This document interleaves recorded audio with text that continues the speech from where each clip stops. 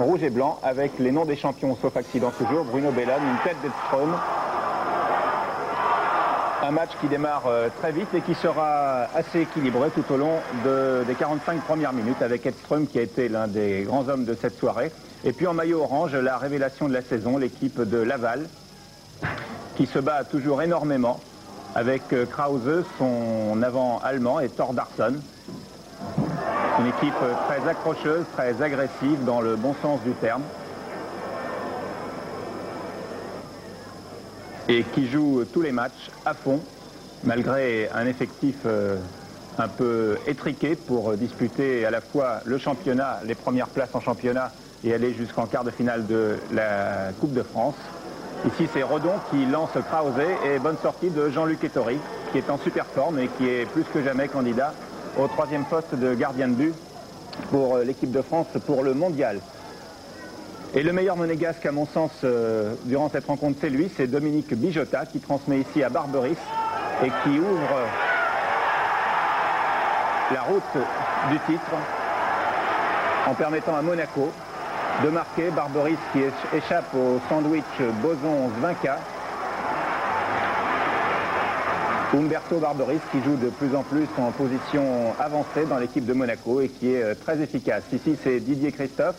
Nous sommes en deuxième mi-temps.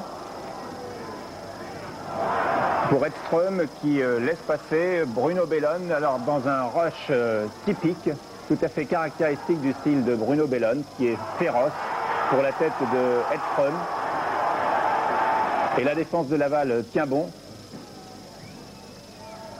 Barberis, centre contré de Barberis.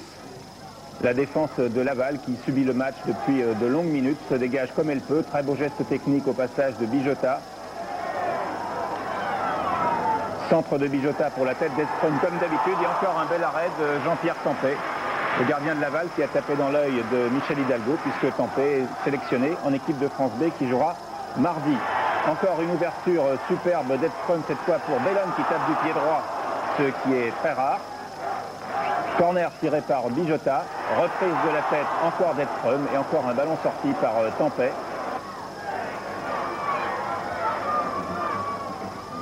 Les Monégasques qui peuvent toujours être pris sur un contre, eh bien, vont parvenir tout de même à faire une différence plus nette, tout à fait justifiée sur cette erreur de défense exploitée par Alain Fouriol. Et ça fait 2-0. Nous voyons la passe en retrait de Perrard, beaucoup trop faible.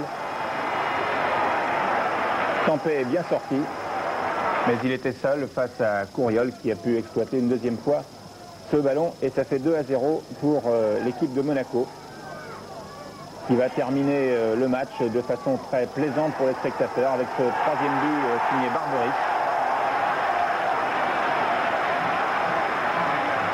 Beau spectacle en deuxième mi-temps de la part de l'équipe monégasque qui ne semble pas du tout émoussée.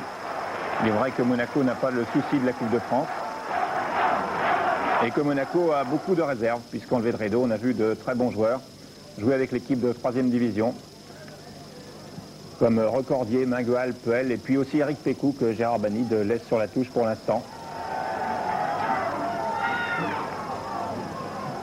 Et en fin de match on va terminer par un tir de celui que mon camarade Didier Roustan a surnommé Lucky Luke, c'est-à-dire celui qui